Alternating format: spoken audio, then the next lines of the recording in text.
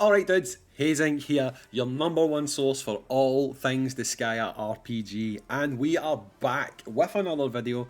Today we're going to be previewing what should be the free next characters that are available on a banner, but we're going to be doing things a little bit differently. I'm actually, while talking about them, while telling you what they can do, I'm actually going to show you them because I do have them on my Japanese account. So you'll get a chance during this video to see some gameplay with them, to see what their specials look like, rather than just having text on screen. So it's going to be a little bit more engaging for you, okay?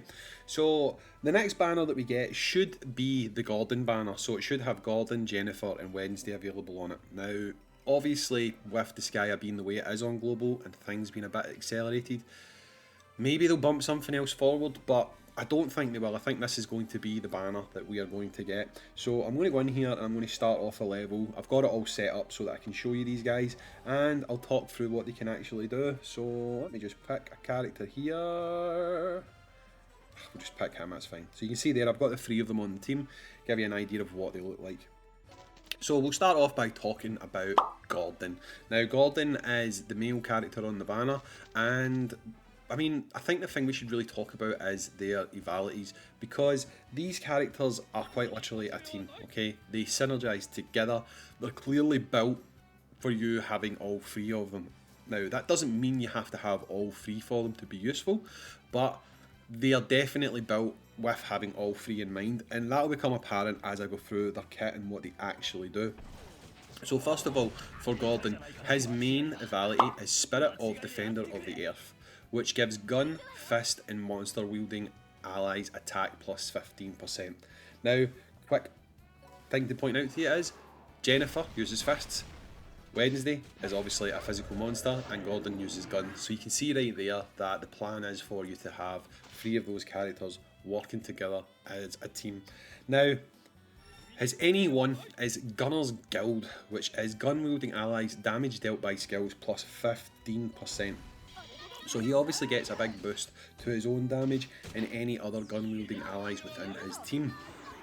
If you manage to get him to NE5, his skill is called Captain Smash, and that is self-targeted damage dealt to monsters plus 60%. So basically he's giving himself a good buff if you're attacking monster characters. NE7 is Captain Shield, which is damage taken from monster physical equipped enemies down by 50%. So Gordon's okay. I mean, he's not a character that I would necessarily go crazy for or anything like that, but he is definitely okay. You've seen the skills that's available there. Let's have a look at his character skills. Now his character skills are, he does Gordon Spark, which is Gordon's skill from beyond the stars, attack plus 5%. So he obviously, I don't know if that's simply a buff, I think that is simply a buff. No, actually I think that possibly might be he does an attack and buffs himself. Actually I could just see it here just now, so I think this one's Gordon's buff. He does an attack, pops back over, and he gets attack up. Okay, yeah, so he does attack and he gets a buff up to himself, so that's quite decent that we were able to actually look at that and see that there. His level 2 skill, his level 200 skill, or the second one you unlock, is Gordon's Punch, which is Gordon's secret skill from the love of Earth, attack plus 25%. So again, just like that last skill, he'll do damage and he'll buff his own attack by 25%. And finally, his NE3 is Gordon's attack, which is Gordon's most secret skill from the power of friendship, and it's attack plus 30. So again, like the other ones that we've already seen in this video, he will attack, give himself a buff. Quite simple, quite straightforward.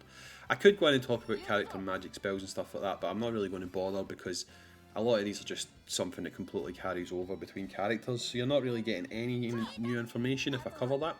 So, next one we're going to talk about is we're going to talk about our girl, Jennifer. Now this is probably the one that people will want to summon for because, I mean, she's a girl, it's Disgaea, you know how it goes, people like to summon for the chickers in this game. So, let's just see what Jennifer does.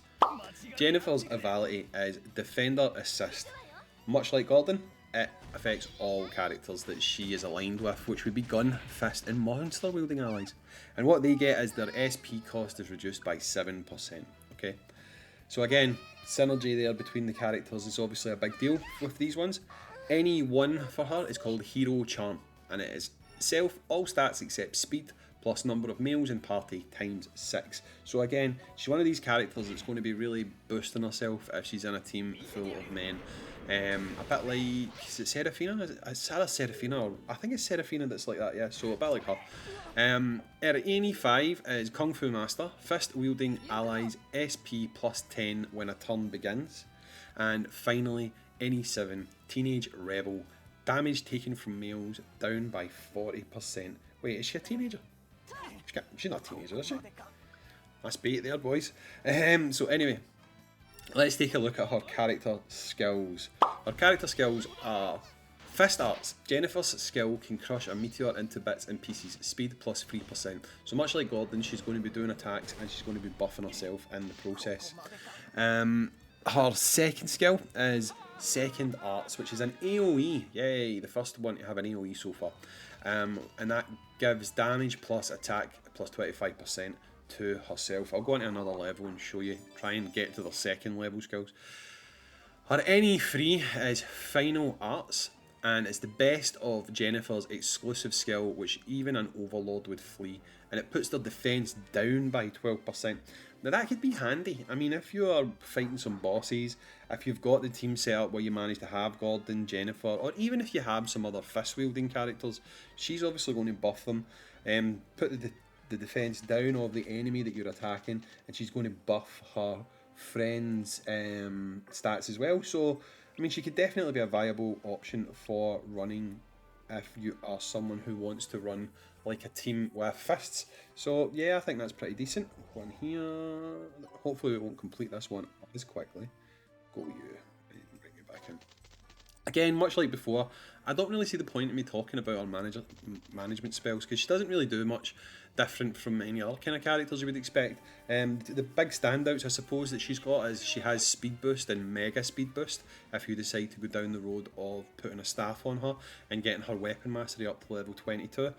But again, that's purely going to be decided by your plans, you know. A lot of people don't want to do that with their characters. They want to have them specifically on the trait that they are known for, the trait that they're good for. But if you do decide to do that, you can get her speed boost and mega speed boost if you do put a staff on her. The final one we're going to talk about is basically the rip-off. Is it Robbie, the robot from Lost in Space? It's basically a rip-off of him anyway. It's Thursday. Okay, so we're going to look at Thursday just now. I don't know why I always call them Wednesday. Just maybe because I like Wednesdays better than Thursdays, which is weird, but anyway. So, we're going to have a look at the banner just now. The character just now, should I say. And for this guy, again, he has the same deal as the other two. He's basically designed to go on a team with them, and he gives gun, fist, and monster physical wielding allies damage dealt plus 12%. Now, his NE1 is called Battle Mode, and it's attack and defense plus 30% when the battle begins. That's probably why you can see he does quite a decent amount of attack when I'm doing these standard attacks here. I've got these characters, I've kind of only about level 1,000, I think, so they're not exactly crazily leveled, and you can see that they do put out a decent amount of damage. NE5 is called Future Forecast, which has damage taken from bow equipping enemies down by 50%. NE7, Paralysis Guard. He is immune to paralysis at NE7. That could be handy. I mean, there is events in this game where you are getting paralysed left, right and centre, so it could definitely be something that could come in handy, especially for things like tower. The only thing is, I just don't know how much you're going to put investment into this guy, so whether you'll be taking them into the tower or not, it's a different story. But anyway, we'll go on and look at the character skills, and then I'll give my overall feelings on these guys. I'm not going to tell you whether or not you should summon for them, because I think that should be up to you, but I'm just going to point out a couple of things that might help make the decision for you. So the character skills for this guy: Robo Attack, Thursday's exclusive skill which transforms into a spinning transformation, defense down by 5%. That's a single target. The second one is Robo Crush, which is the Thursday's skill which beats the enemy up into space, resistance down by 10%. So you can see that all of these characters share a common trait, and that is there is either a buff or a debuff with all of their attacks, okay? His next skill is called Robo Bazooka, Thursday's exclusive skill which unleashes a super destructive blast, defense down by 10%. That's an AoE as well, so that would be all the characters down by 10%. And finally, we've got his NE3, which is called Sayonara Roboto. I wonder if that's a little nod to Nomo Arigato, Mr. Roboto.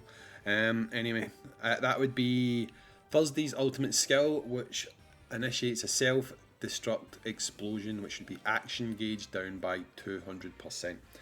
So you can see there that that's his skills. I mean, again, he could be quite good for debuffing characters. He could do a little bit of work there to help you clear some of those harder stages. But again, you have to ask yourself, are you going to do that with this guy?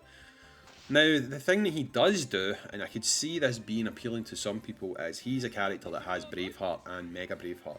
So if you decided to have this guy on the team, with his skills of decreasing defense and stuff like that through his attacks, you can use Braveheart and Mega Braveheart with him. So maybe he's someone that you would train up to be a bit of a buffer stroke debuffer on your team. He also has Shield and Mega Shield as well. So I mean, the potential's there to use this guy on your team to be a sort of a support character who could be helping you out by getting your defense levels up, by getting their defense levels down, and also by raising your attack. So I mean, there is a bit of usage for him there. It just depends on if he's going to fit in your own personal setup or not. So we've basically went over the 3 characters there.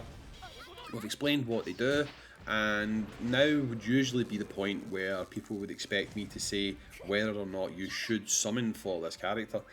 On all honesty, I don't want to say whether you should or shouldn't summon. What I will say to you is, I think I've shown you guys already, but on JP, as the banners have progressed, characters like these 3, characters like Girolaharo, Mid-Boss, they start being on every banner. Okay, so while they will be available on this with a rate up, I am just not 100% sure quite how much you would want to go for them. Now, if you love these 3 characters, then definitely do it. Go for them. They'll have a rate up. They will be in a less crowded pool, so in theory, the odds in you pulling them should be higher than on a banner where they're just there as one of the pool characters. But again, if you're just a collector who wants to pick these guys up, I would just wait personally, because you're going to get a point where you'll pick these guys up while you're summoning for the actual featured units you want on other banners. But again guys, it's entirely up to you. If Gordon, Jennifer and Thursday are your favourite characters, then by all means go ahead and summon and get yourself those characters. But I've told you what they do, I've showed you in action a little bit of their skills and stuff like that, and you can decide for yourself. Do they do it for you? Do they tick the boxes? Anyway, I've been Hayzink, once again bringing you Disgaea RPG content on the channel. I'll continue to do so every day, guys. I'm here for the long haul. If you are not already, consider subscribing to the channel, like the video and all that good stuff.